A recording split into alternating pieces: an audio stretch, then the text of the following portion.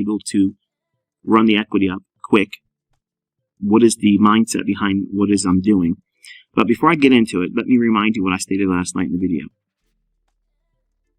Because of the heightened volatility, because of the uncertainty and the likelihood of price action moves that would be unexpected even for me, because it's already delivered what I wanted to see happen anyway, and I'm technically bearish on equities,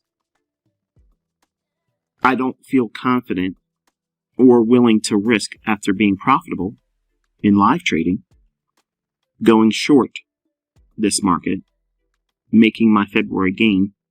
I don't want to go in and risk that because it's already arrived down below these lows. So there's an objective I look for the week. There's an objective I try to aim for the day.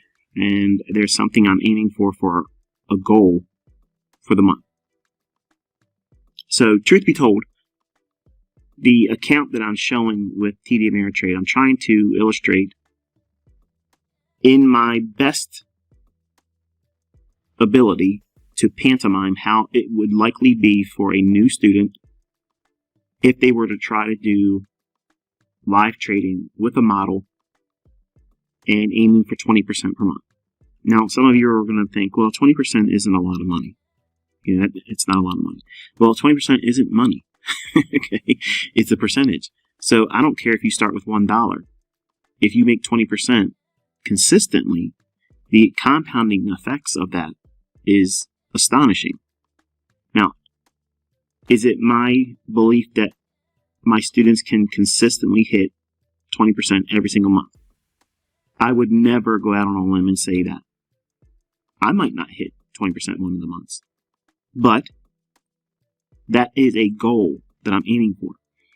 And if you're a new developing student that have worked very hard to find and refine your own model with the things I'm teaching, and you have a trading plan that is well documented, you know what it is you're doing when you're not going to do something, you have a complete understanding of what it is that's going to allow you to engage or not engage in price, then how to manage that risk, all those factors involved, and you've been consistent with a demo account for 6 months, then and only then would I, not necessarily that you need to do this, but I would then only at that time consider maybe going into live fund trading.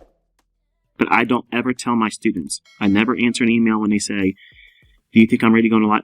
I don't answer those questions. I say, I don't know, you tell me. Or generally I ignore those emails. Because there is never going to be a record of me saying, I think you're ready to go into live fund trading. And then when they blow their account, who are they going to blame?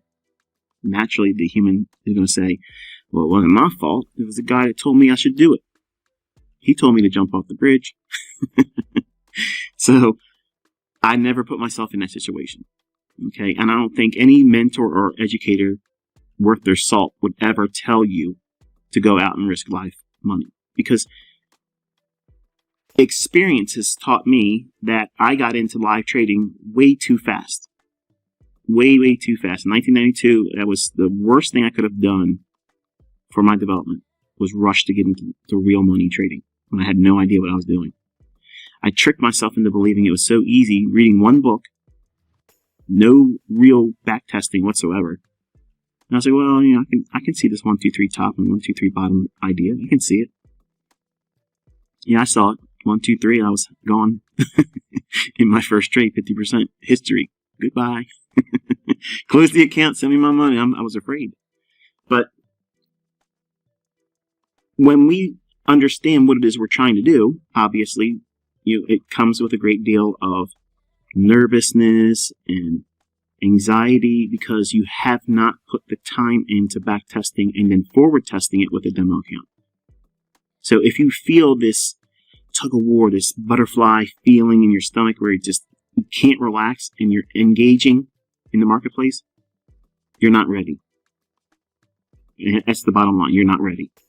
You have to desensitize yourself with the results not being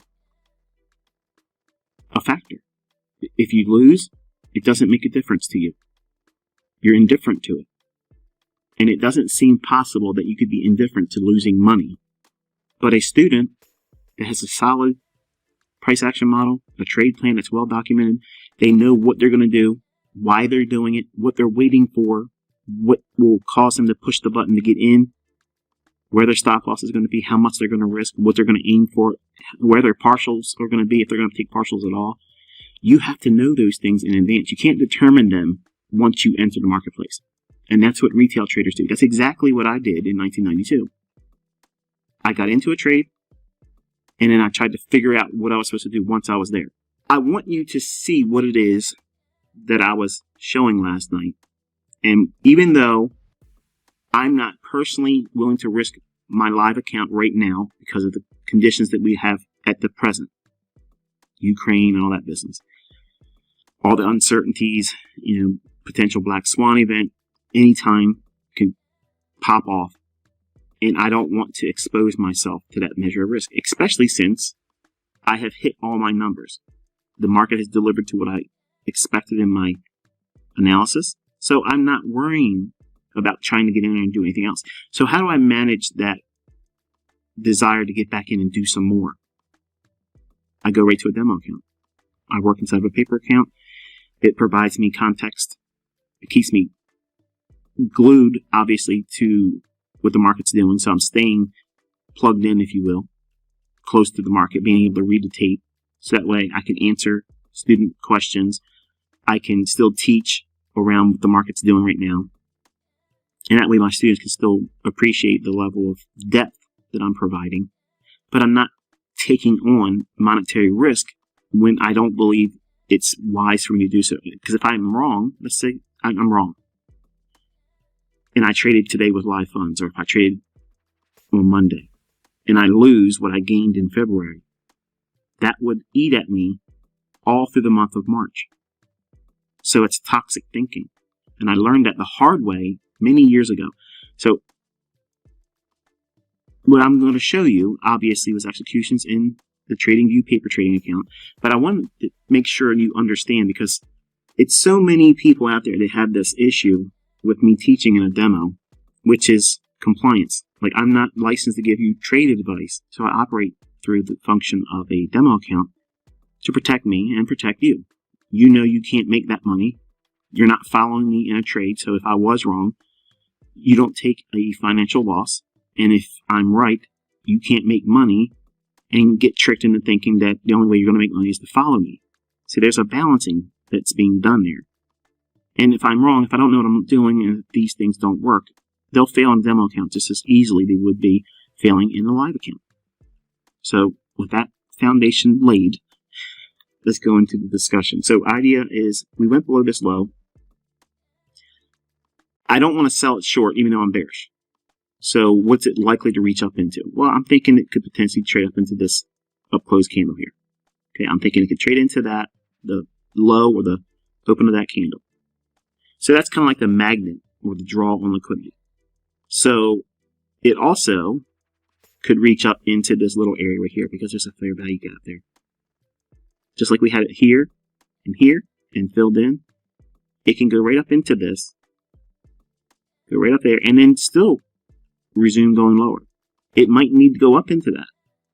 So I went in this morning and I was watching the NASDAQ and the E-mini S&P.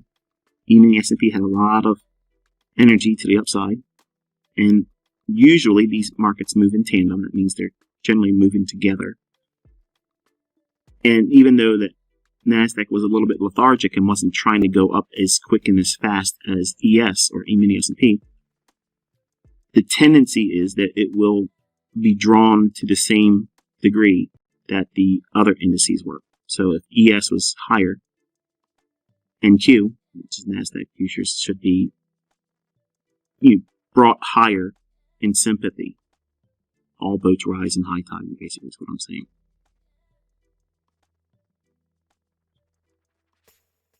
Now, if we look at the hourly chart, this is what I was seeing.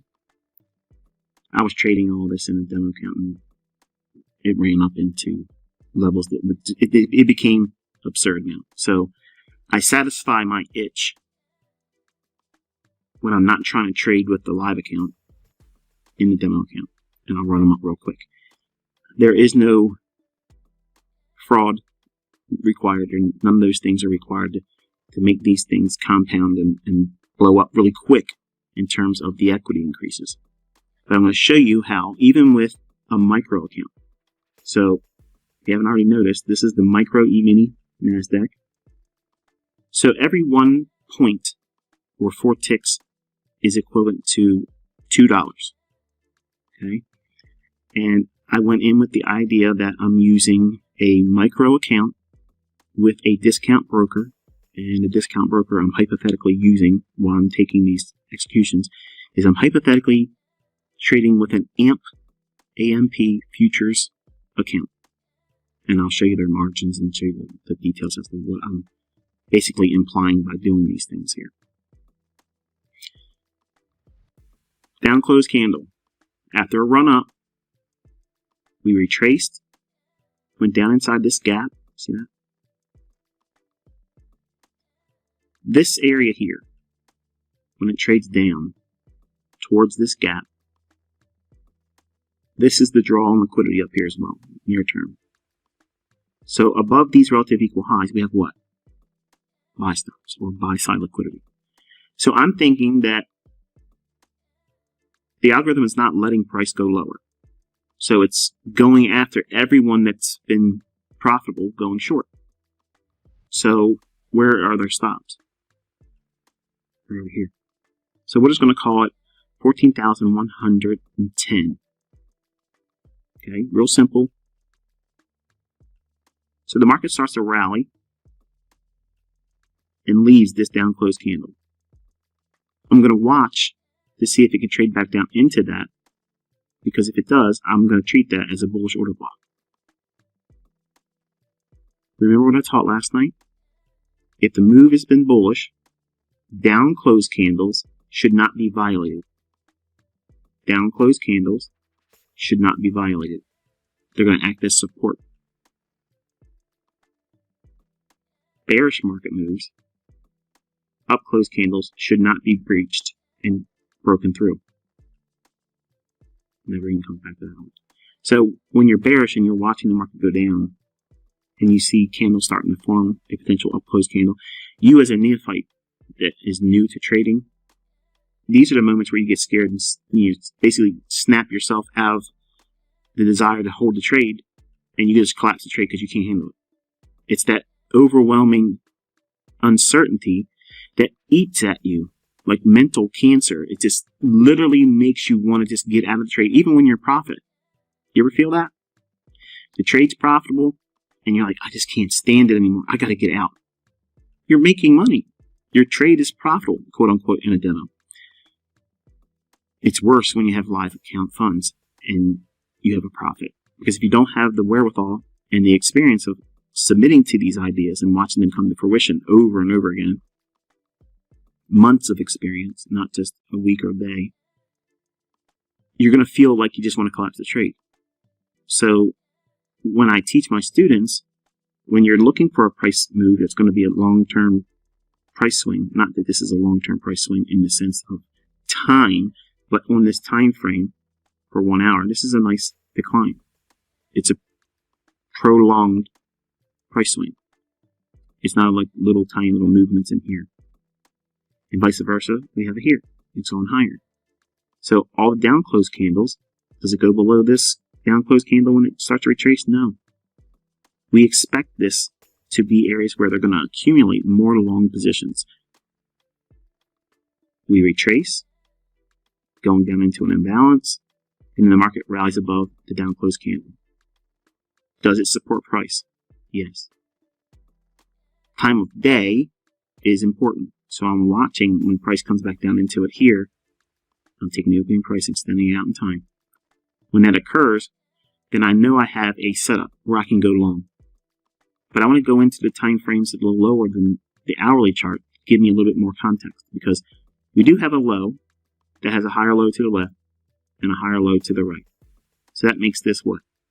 Intermediate term low.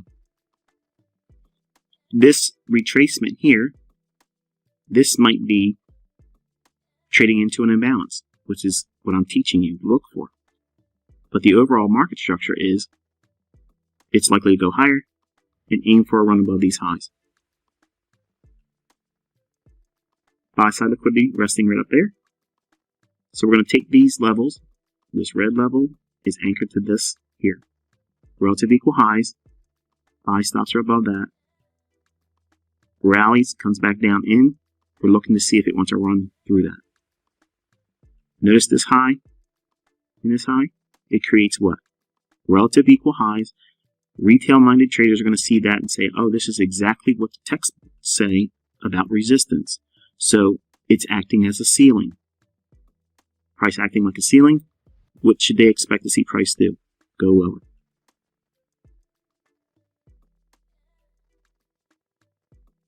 So here's that level where the buy stops are.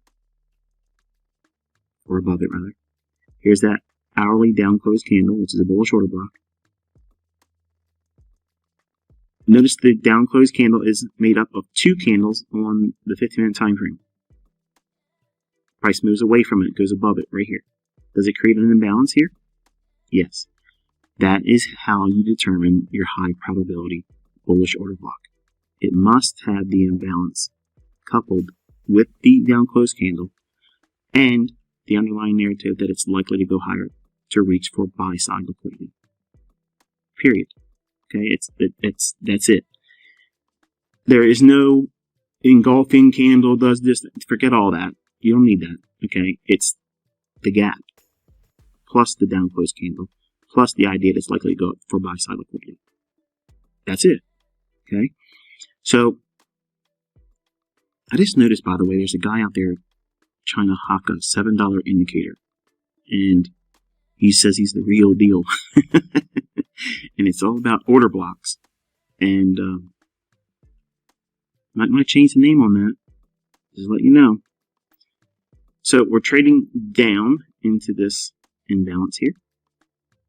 But now we're doing it at the time of day after the equities open at 9:30 in the morning New York time. So volatility, the initial move is technically the incorrect move going into the opening at 9:30. So this is like a Judas swing. So think about what we're seeing here now. The market's likely to go up above this level here to take the buy side because the market's unwilling to go lower. The algorithm keeps pressing higher, higher, higher, higher. It retraces down into the 9:30 opening. This is that fake move. Don't chase this, and don't chase going higher right before the equities open at 9:30 either. So you have to take a step back and figure out what is you're looking for. Well, I'm looking for a discount market. Low to high. I'm below 50%. Yes. I'm inside the order block. Yes. The equities opening has happened. I'm bullish and it has traded lower. So public is going to be thinking what? It's resistance. It's going to keep going down. To what? There's your support level because it bounced there last time. So they're going to think there. Well, it doesn't do that. Down to a 5-minute chart. It hits the order block and then rallies. What is this? What's your favorite value gap? Market trades back down in, overlaps that gap between this candle's high and this candle's low.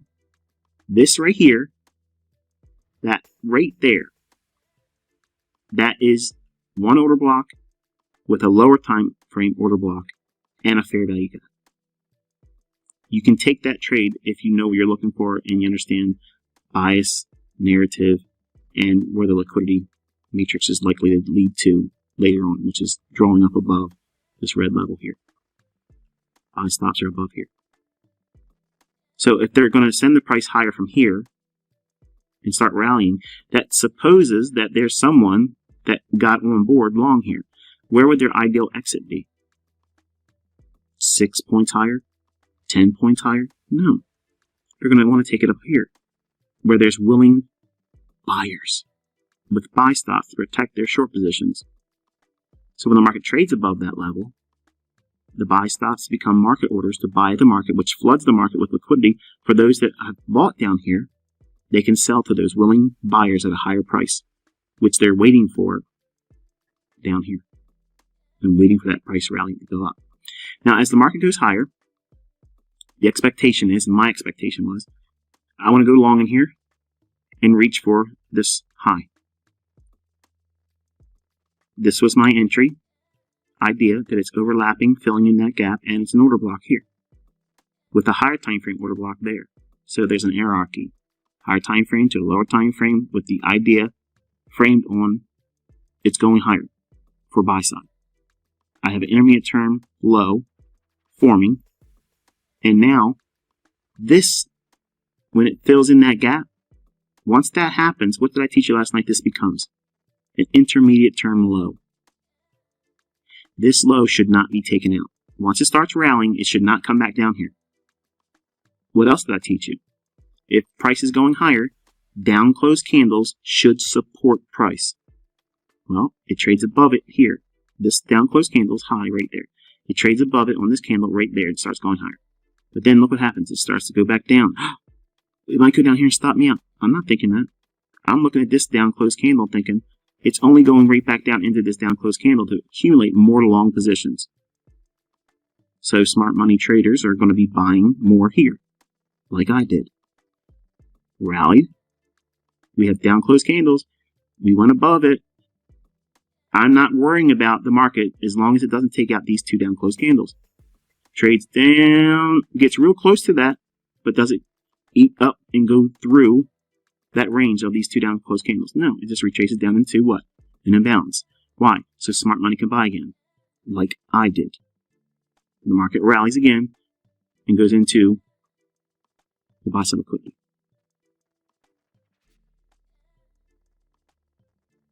Order block, trades to it here. Get long.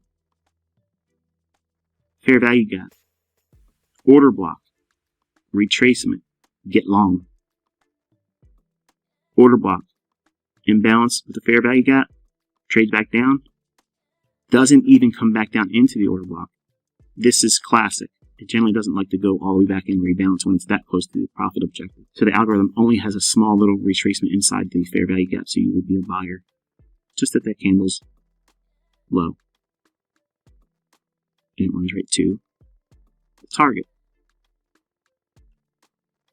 Now, I know some of you just don't trust me.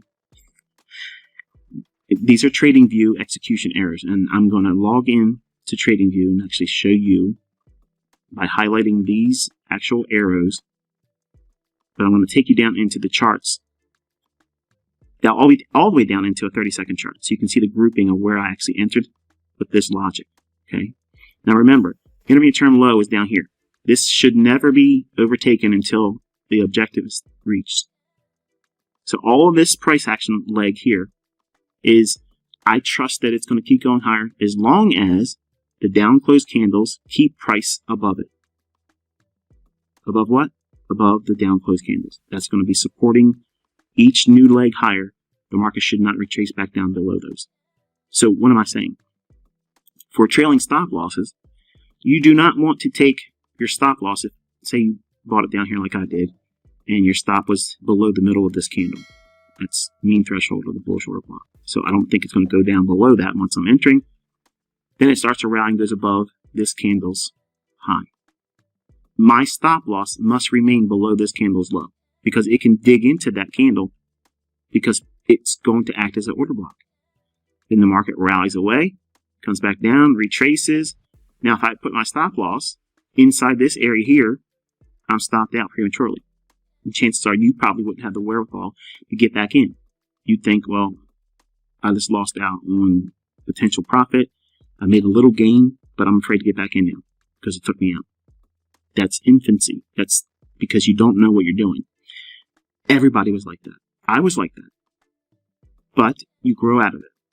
If you do the same things I'm teaching you over time, it's built into your understanding and it's ingrained in your understanding about price delivery. The market rallies above, takes out these two down closed candles. Now the stop can be raised from whatever would be below this down closed candle. Now it can be raised below this down closed candle. Because the idea is these down closed candles are one order block that should not be violated if it's bullish. If it comes down and breaks the low of these down closed candles, Well, there you go. You probably did the right thing by getting stopped out, because it might be failing and going lower. How's that for logic? You're not going to be perfect. I'm not perfect. Even though you see these errors on the lowest candle here, and it goes out to the exit here, right above that, this is not photoshopped. I've never had to do a Photoshop. Okay, I've never had to do that. But I'm teaching you the logic right out of last night's lesson. I went right into the market this morning. No, it's not done with a live account. But I'm showing you in theory with the application of a demo account, which is the same live data that would be utilized in my TD Ameritrade account or your live account if you have one. These candles are forming just like they would be in your live account. But I'm executing with the logic I'm teaching you right out of last night's lesson. Now, here is the 1 minute chart. All right, so here we're over in TradingView. Everything is live printing right now. This is where we're at the moment. It's just hanging around that old high. Now, I'm not upset I missed this move here. I could care less. I'm going for the logical places where liquidity is going to be resting, and I'm entering in logical places that would reasonably expect to see price advance higher from where I'm buying. It's not complicated, but watching last night's lesson can feel like you're trying to learn a foreign language and expected to understand how to speak it fluently 2 hours later. Don't let that happen, okay? I can make these lessons as deep as I want them to be, but I'm showing you how I'm taking very complex topics and simplifying them in a manner that hopefully is easily received by you as a student. So I showed you the hard perspective last night. That's advanced market structure. Now I've simplified it within the scope of what I teach on this YouTube channel. Do you see the difference? It's only in the manner of how I'm teaching it, but it's the same things. It's the same ideas that I've just simply made it easier. I've created a language that helps me communicate what I taught last night in a much more palatable method. So that way it's not as complicated seeing it like this. This makes sense to you all. You're like, oh, okay, now we're back into this stuff. It makes sense now. I'm teaching you the same thing I taught you last night. I'm just not teaching it to you at the degree that is in my head. You might be thinking, well, keep it to yourself. ICT, I don't need to see it like that. And that's okay. I get it. It's fine. But this right here, these are the elements that make up really simple, logical setups that repeat every single week and many times every day. So I ran up the other paper trading account to like $200,000 this morning, and I was thinking to myself, okay, now we're in territories. It's just going to feel silly. You're not going to have any interest in seeing that. At that point, it becomes, okay, now we're absurd. It's just ridiculous. You're not going to believe that this is possible. Or maybe some of you do, and you think you want to go out there and try to do the same thing with your live account. Either one of those things are not my goal, okay? It's just me losing myself in price action. So I treat it like a game. It's a puzzle. So I'm looking for the outcome of a specific trading session or a trading day, and I'm trying to navigate those candlesticks, and that's what you're seeing here. If I hover over top of these little arrows, okay, you can see that they're not photoshopped, and you make them appear by going into the TradingView settings, and you click the little execution box here. Watch below the swing lows and above that swing high. You'll see them toggle on and off, toggle on and off. Okay, so this is proving precision, number one. It's proving theory in action, and it's proving that it's not flawed logic. None of this is retail. Absolutely none of it. There's nothing here that's Elliott wave. None of it's harmonic. None of it is supply and demand. None of this is Chris Laurie stuff. I have a lot of Chris Laurie students, lots of them. And they'll tell you this isn't even taught in his stuff either. So, with that said, let's go over to the paper trading account. This is just to, again, illustrate for the folks that say, well, you can't really grow an account if you're using micro accounts. And that was some of the comments I got also. And I'm like, stop thinking you need a lot to make a lot. You don't. You need to be able to compound. The things that you see me do in these accounts, and they're being parlayed up really quick. Every time I'm buying, like I bought right here. Let me see if I can get this to go away for a second. When I bought the 3 micros here, the next time I see a buy signal that's below the area I'm aiming for, above that red level, I'm going to try to buy more. But I'm not going to buy more than 3. I'm going to buy now 2. I'm pyramiding. I'm building the biggest position initially, and then every time I buy in, again, I'm building it with a smaller position than I had prior to the one I'm entering now. Because I have all the equity behind that entry with 3 supporting the 2 I'm buying here. So even if it starts to retrace too deep on me, I have the ability to weather a little bit more. Whereas if I say I want to be a buyer of 1 here, 2 here, 3 here, that's an inverted pyramid. It's not stable. Imagine a pyramid upside down and it's balancing on its point. It's not a solid foundation. It's wobbly. So I'm building the biggest base at the bottom of the pyramid, or position size. It's initial position entry. So I'm buying 3 here. Then I'm buying 2 here. Then I'm buying 1 here. And then I'm letting it run to my profit objective. Okay. With that said, starting with the hypothetical $10,000 account, just this morning, over 21%, 1 trade with 3 scale-ins. Okay, I consider this all 1 trade. I don't consider this 3 separate trades. It's 1 trade, scaled in, largest, middle, last portion. Then it runs to my objective. So the account history starts with $10,000 here, ends with $12,111 demo money. Okay. The history tab shows you here, and if I'm not mistaken, I have everything shown, don't I? Yeah, time, everything's toggled here. Nothing's hidden, none of that. And then you can see over here, all the business there. Okay. So my question to you is this. Who cares if you got to trade a micro account? 3 micros, 2 more micros, 1 more micro. That's 6 micro contracts. That requires technically $1,200.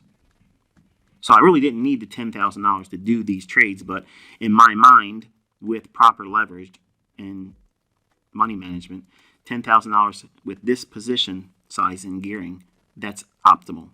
Anything more than this would have been too much leverage for that account. And to make 21% plus in 1 trade, who's going to argue against that being, well, above average?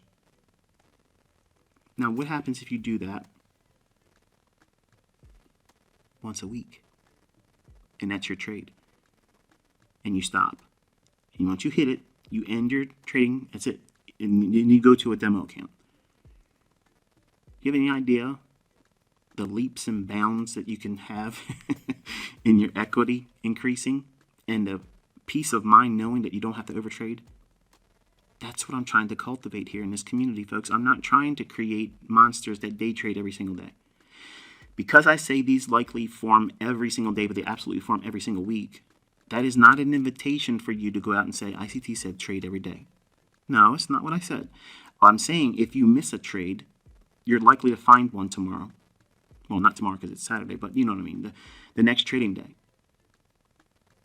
So there's a balancing act that you have to have when you're listening to me. You just can't take one comment that I say and take it completely out of context and say, well, ICT's a day trader, and he's proven that he's really precise, and these concepts work. I watched a couple videos. I trust it, so now I'm going to go out and look in the charts, and I think I see it forming right now, and I'm going in, all in. I'm in it. And then you're sitting down and writing an email to me saying, I blew my account. Whose fault is that? It's not mine. It's yours. When I blew my accounts, it wasn't my broker's fault. It was mine. I did not know what I was doing. I was out of control, taking 60, 70 trades in a day. When you lose control and you have no idea what you're doing, it's impossible for you to execute like this. You have to think about these examples as the goal. Not that you want to be this precise right from the beginning, because you can't be. No one is. It takes time to grow into that in your understanding. But it takes some measure of goal setting that you have to have. You know, you listen to some people out there that pretend to be teachers, they'll say, having a weekly goal or a daily goal is the stupidest thing in the world. Really? I guarantee you these people are not profitable that say that. They're hit and miss. They have periods of drawdown that are much longer than most people would be willing to endure. And if you don't aim for a target, you're going to hit nothing 100% of the time. You have to have a goal. So if your goal is to hit nothing, then obviously don't set a goal. But I set very low-hanging objectives in front of me. These things are extremely easy for my capability and for many of my students from the 2016 group and 2017 group. They can take trades like this. In fact, I have a woman in my group from the first group from Australia that is phenomenal. She does very, very well. And these are trades that I believe that even you, as a YouTube student, in this mentorship on my YouTube channel, I believe in 6 months of practice and looking at price action, you can do this yourself. And do it consistently. Consistently. What do you mean? Every day, Michael? No. One time a week, finding something like this and working that position in like that. Absolutely. I'm making myself available twice a week. And this is an extra video today because I know last night's video was a little bit more deeper than you're accustomed to. And I'm not suggesting or implying that the lessons are going to go that direction. I'm just stating that when I'm studying market structure, I'm studying it with that degree and more. But I had to create a language that gets to generally the basis of what that is doing without all the complications within it. So be glad that I'm not requiring you to understand that degree, because the language I'm teaching, like in here, is accomplishing the same method, just doing it without all of the extra acrobatics. Because I know what you're going to be questioning. You're probably looking at your chart thinking, how do I classify this swing high? Is it a medium-term high versus a short-term high and a long-term high? How does he know? Right. That's the part you're never going to get. So I had to create a language that makes it simple. And that's what you see in my lessons on this YouTube channel. I showed by comparing and contrasting where I came from and what I'm providing to the public. I can show you just how complicated the real intricacies are behind these marketplaces. But you do need to know certain things that repeat, and they're very generic in price, and are not linked or built upon the foundation of anything that's retail logic. None of that stuff. Not support resistance, not any of those other disciplines that people use and make businesses around selling books and courses and such. So, one of the cool things that if you still are a trader that uses like Elliott Wave and harmonics and things like that, if you start studying what I'm teaching you for free right here, you're going to find that your trades that win have my information underneath. And when your trades fail, things I'm teaching you here are missing. See, this is what I asked last night in the closing of the video, and I'm closing this video now again. The mystery that plagues all speculators is what trading approach is the one that's going to make me money, and I don't have to worry about losing more money in flawed approaches of trading. What you're saying is there's a method out there that is better than everyone else. I'm humbly submitting to you, you have found it. It's not costing you anything, but it's going to require some work. It's going to require some time, effort. It's going to feel like you can't get it. It's going to feel like you're never going to understand it. That's all normal. It's all normal. But you'll get it. There's folks in my 2016 group that couldn't get it. They got it now. Took them a couple years. Others, they get it real quick. I don't understand why some get it quicker than others. I just know that it's like that. And you might be one of those slower learners. It's okay. I was a slow learner. But once you learn it, it's yours. You don't forget it. It's like riding a bike. And that should be your passion and your pursuit, to get to know how to do this like riding a bike. You can put the bike down for a couple of years and then get back on it again, and just like you never stop riding it. And that's a comfort and a confidence that is something that I can't articulate into words. And if you are able to find consistency and profitability, it doesn't matter what you're doing in the economies then. It doesn't matter how much it's going to cost you for a gallon of gas or how much it's going to cost you on your groceries, because you can outpace inflation if you know what you're doing in these markets. That should be your goal. Always outpace inflation. And there should be no concern. I'm not promising you rich. Can you get wealthy with this? Sure you can. Am I promising it's going to happen for you? No way. Will you lose money in the process? Absolutely. I'm guaranteeing you're going to lose money. Every trading system, discipline, educator, everybody loses in trading. They take losses. Some take stunning losses. Others just take mediocre losses that are just nuisance. Other traders that are really, really good can have periods of drawdown and then regain that equity drawdown back. And it's like it didn't even happen. Not even skip a beat. That's experience. These are all bridges that you're going to cross. You're going to cross them at times and intervals that I can't outline in advance for you, but I generally know the concerns and questions that you have at this point. My request to you is to suspend those feelings that you have to have all the answers right now, because you don't. You have to be more diligent about placing yourself in front of the charts and backtesting and researching what I'm showing you, because it's there. And by seeing that over and over again, it's better than a book. It's better than a course.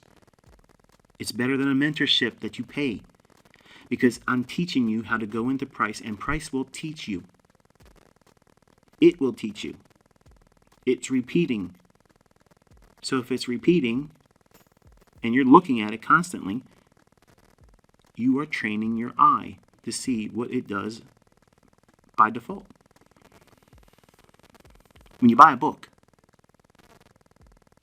and you look at the examples in the book, each chapter has an idea that it's trying to focus on. How many examples do you generally see? Just a handful at most, right? But remember what it was like when you got a trading book for the first time and you looked at it and you saw bearish divergence and bullish divergence with a stochastic indicator, and it made a lower low in price, but it didn't make a lower low in the stochastic, and that was a bullish divergence. And you were thinking, man, I can see that. That's easy. And then you started looking at it on a live chart, and when you thought it was diverging, it just kept going lower in price. They're only going to show you the examples that help sell the book. because they don't want you to return the book. I'm teaching you how to go through price action and ferret out these repeating signatures. And it isn't just a handful of examples. It's every week, every day, and it won't stop. So enjoy your weekend. I will touch base with you on Tuesday, Lord willing. And until then, be safe.